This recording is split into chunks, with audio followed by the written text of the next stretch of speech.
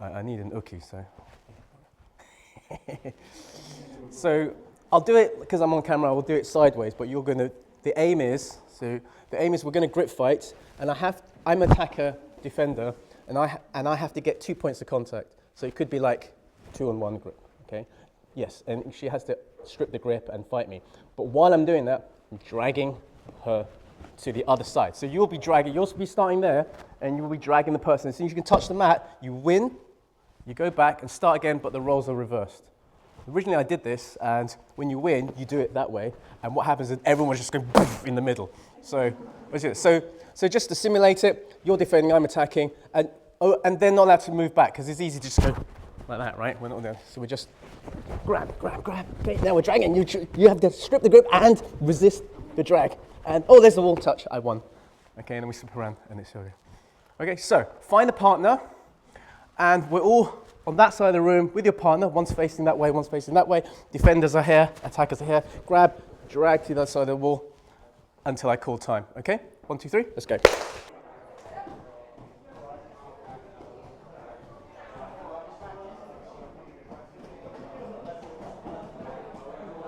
Okay, start again from here, but your roles are reversed.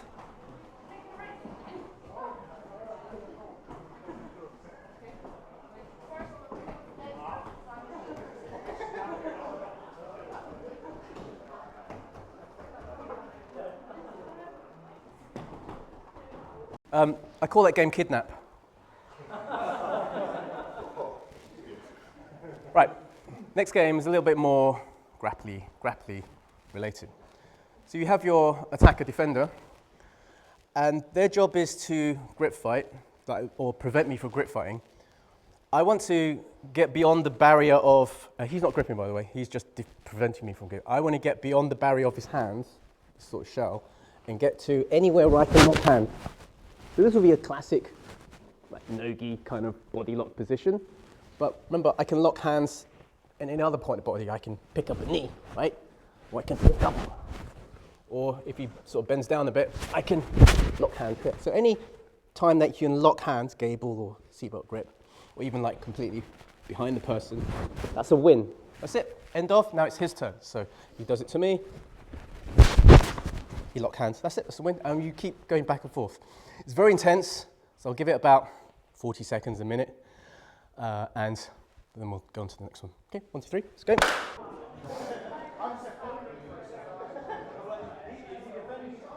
More of a no-gi game, this one. Because you wouldn't really go for body locks in the gi. You tend to grab the gi first and then start fighting grips, yeah. Well, interestingly, it's... I'll let you get your breath back. Okay, so in that game we were trying to get a connection. In this game, we have the connection. So it's an extension. I normally do my warm-ups in groups of 2 or 3. I break down a sequence of moves into 2 or 3. So, for you, sir, just 5 p.m. So you're going to start with a favored connection point. So it could be legs, it could be, let's keep it simple, around the body, just a nice hug with your friend. Your job is to get his hands to the floor, so just relax and I'm going to, bingo, that's a win. Or if you're feeling a bit more technical, you're going to try and get his hip to the floor. So, bang, that's a win, all right? Safety warning, some people like to lift up and slam to the ground. I should do it from here, and you should know what I'm doing. There we go, lift up and do the, what do they call it, a suplex, right? We're not doing that here today.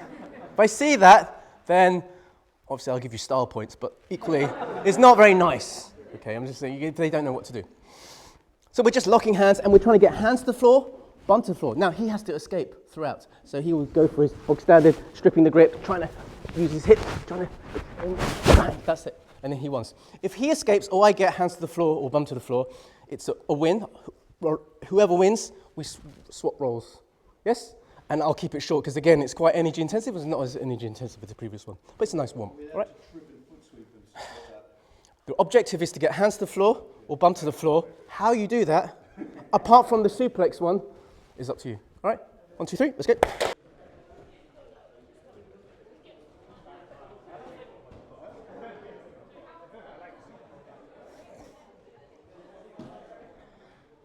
Be aware of your space, everyone. Be aware of your space. Okay, don't collapse into people.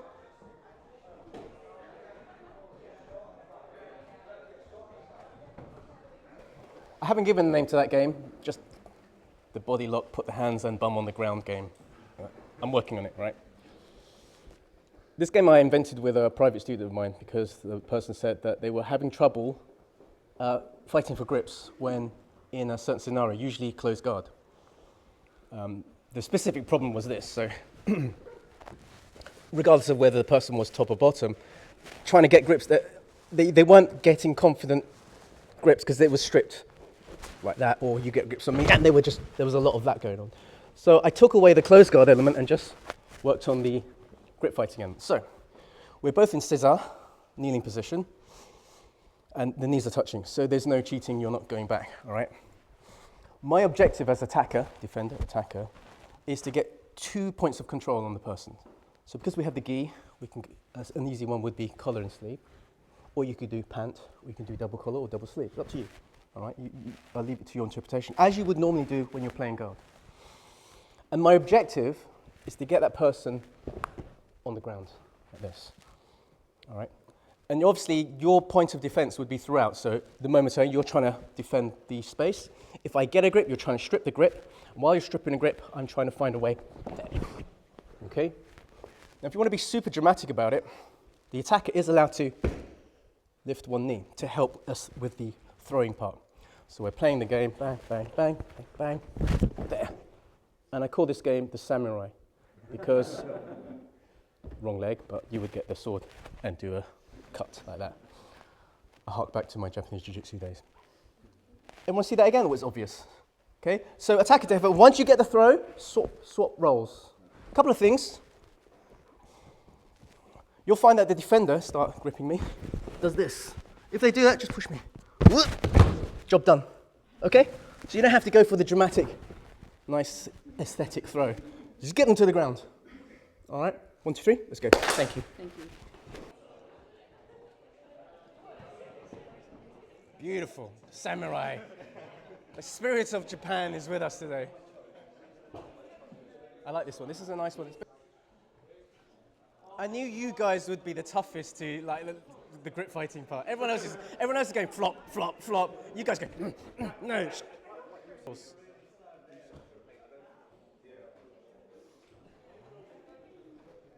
This one is vigorous or not vigorous depending on how your partner wants to play. All right. So I'll borrow you, sir. I call this the numbers game, and it's a half guard retention game, half guard passing game. It's mainly guard passing, okay? And I'll show you why. We start with guard player versus guard passer. If you come close to me, sir. I must get 4 points of contact on my passer, right? So let's say I do sleeve, collar, hip, hook, all right? I don't even know if this guard has a name. Let's just call it the sleeve, hip, collar, hook game, guard, all right? And I don't do a sweep, I'm not doing a sub, but I can change as I go along. So as he strips a grip, bang, I can reassert another grip. So I'm constantly trying to get 4 points of contact. He's constantly trying to reduce from 4 to 3 to 2, and around about 2 points of contact where he has I have only 2 left, he can start passing my guard. When you have 3, it gets a bit harder. He can try with 3, but remember the objective is reducing the numbers down. So I've reduced the concepts of guard passing and guard play into just a simple concept which is just to do with numbers. Not worried about passing the knee, going over the leg, doing this, going under and over, this and that. Do you want to see an example of how it works? So I start with 4. Let's say I do the idiot, if you square up to me, do idiot sweep and I just do double sleeve slip. Very easy. So it's quite easy to get rid of this one, isn't it? Yeah. So I'm now down to 3. Oh, damn, I better put a 4th in. Okay, but he's constantly trying to, maybe he strips a grip there. Now I'm down to 3 rather, and he gets rid of a foot. Now I'm down to 1. He can start passing, and he gets chest to chest. So the objective is to get chest to chest, or chest to back. I'm talking a lot so you have room to get your breath, not for dramatic pauses. Okay, 1, 2, 3, let's go. So start off with 4 points of control. Reduce, stand her up person, you've got to reduce them down to about 2. But the guard player must always constantly bring it back up to 4. And to the untrained eye, this just looks like normal sparring. We're not sweeping, we're not subbing.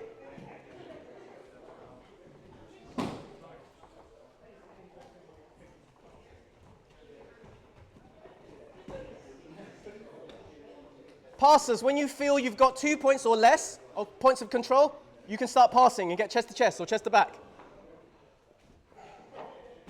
Daniel's job is to, at some point, he has to defend the guard pass, but he also has to basically get up. So he would use like a technical stand-up to get up. That would be one version, so if you do a technical stand-up. All right, okay? So that's his objective, to get up. Once he gets up, he wins. My job is to keep passing. I'm not trying to get chest-to-chest pressure, but I keep moving around. And when I feel like he wants to stand up, I want to just prevent that. So my objective actually is, number one, prevent him from getting up, but also really what I'm trying to do is get his back on the ground. If his back is on the ground, he can't get up. So try and get up. It's hard, right? And I'm crowding space.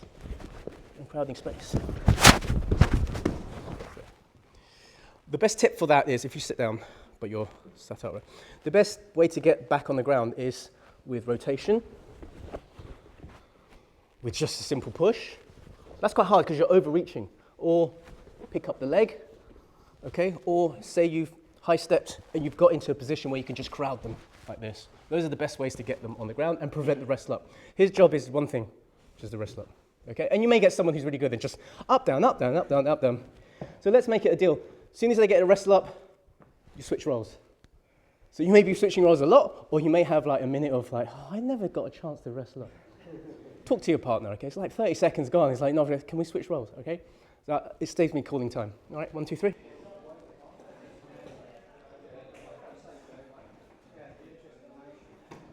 We're not trying to sweep. We're not trying to pin. You've got to find space to just wrestle up. Yes, perfect, perfect.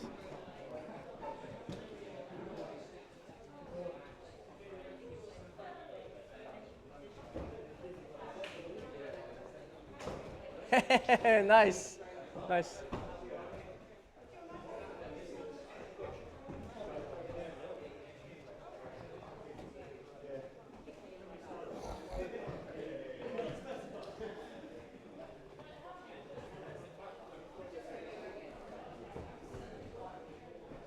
It's actually really hard to stop someone if they're committed to wrestling up, right? Anti-jiu-jitsu, yeah. Well, we have to cover all grounds.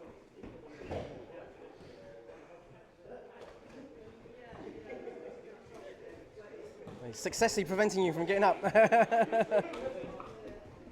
And you can use them how you like. Right, the next game is a fun one. You've probably done this already. It's a really nice, good one to learn how to use your legs when you're playing the guard and retain guard. And so we'll have or you, sir. Now he's going to be armless, so hands behind the back. And I'm going to be armless as well, so I'm not going to be able to use my arms. And it's just, you can put your legs anywhere, and his job is to pass guard. So very slowly, just step around, and I have to track him.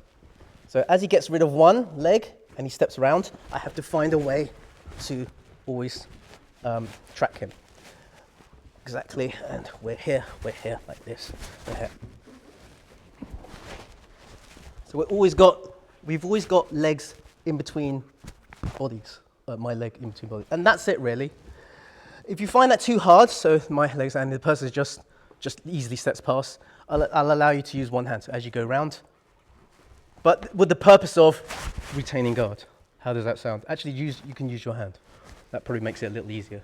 The more advanced black belt version would be obviously just legs.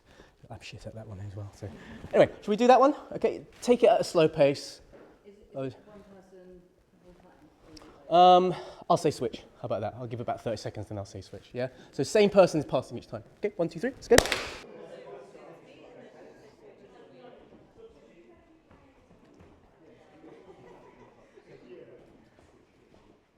So it's distance management as well as guard retention. And you just passes, you're just trying to get around the legs. Guard players, you're trying to retain the guard when they do get past, or at least keep some sort of connection.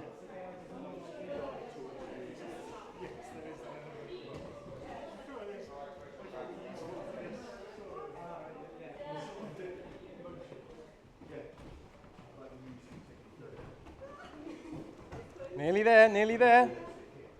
Switch. So I've got half guard and I've got the knee shield.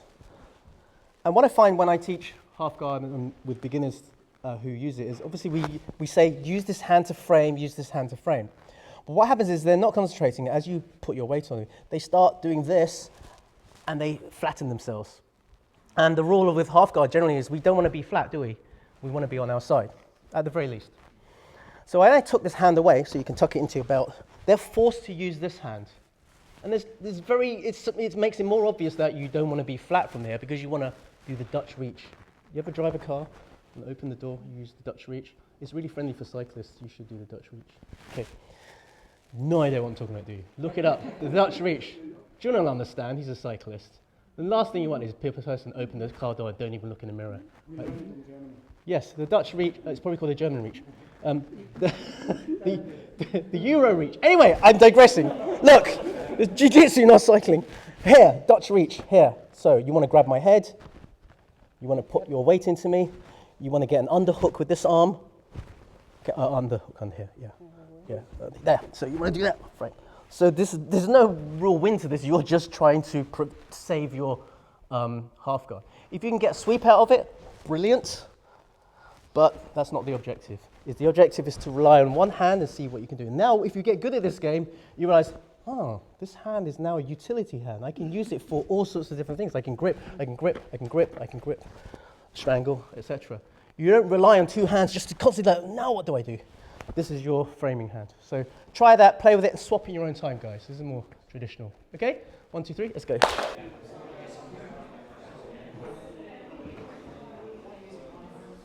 Top person, you are trying to pass the guard. But, you know, make him put a little pressure on. Fight for underhooks. Fight for overhooks. Whatever you normally do in half guard top.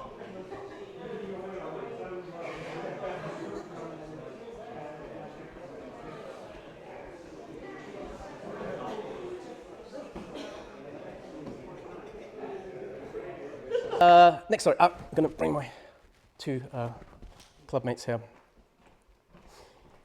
Okay, so you're on the bottom, on your back, and you're on top chest to chest. Okay, if you come more into camera, you can see. I'm going to condense it. I normally break this game into 3 parts so everyone knows what they're doing. But basically, there's 2 things that can happen. He must constantly rotate around from side to north-south, so constantly moving around.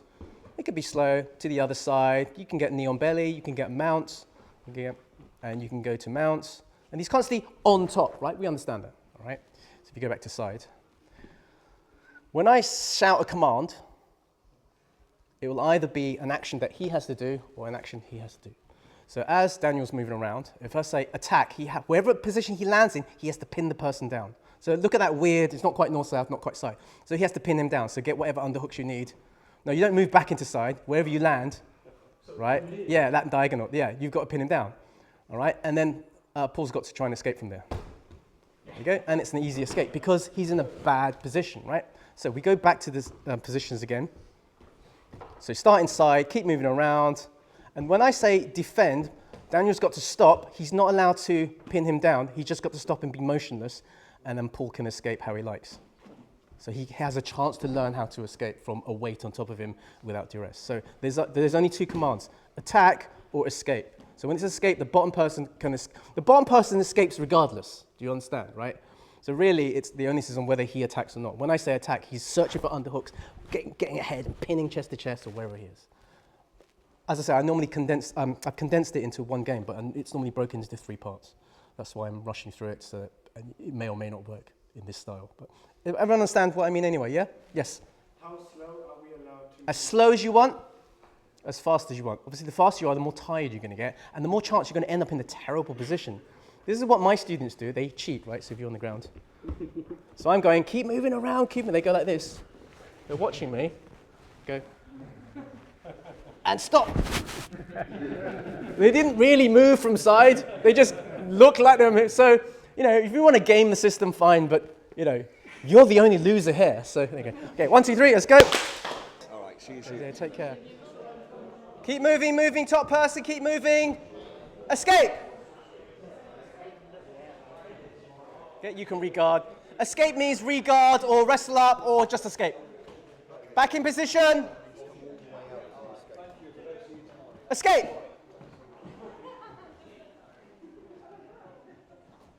Reset. Back in position. Let's go.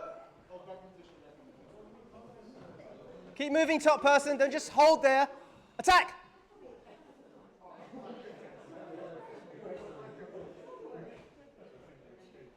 Reset. Call it foot catcher. Right.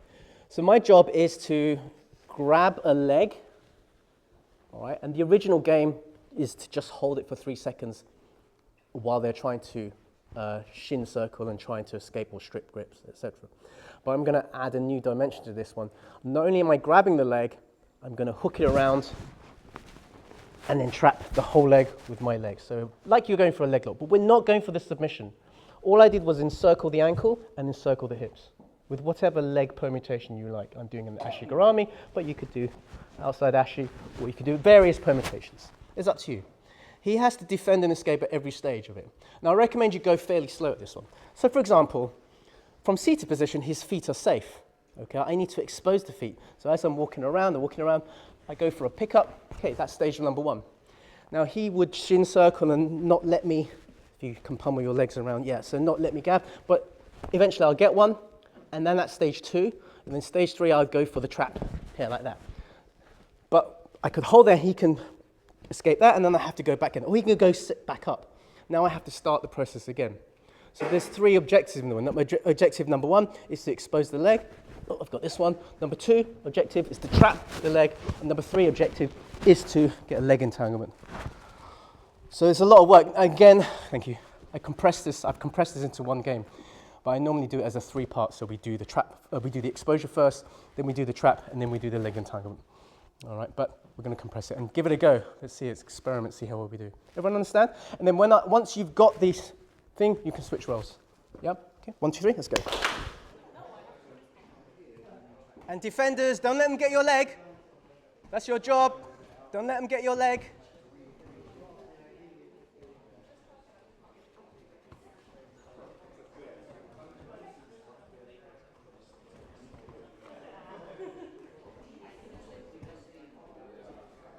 Good defending.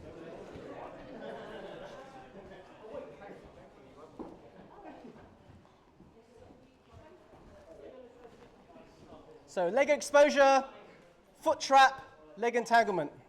3 objectives in one.